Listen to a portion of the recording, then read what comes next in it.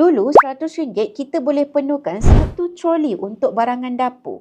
Hari ini mungkin perlukan RM400 ke RM500 untuk satu troli. Hakikatnya bila kita tak pernah simpan emas, kita sebenarnya rugi dua kali. Rugi masa sebab tahun berlalu tanpa ada simpanan yang sebenar, dan rugi nilai.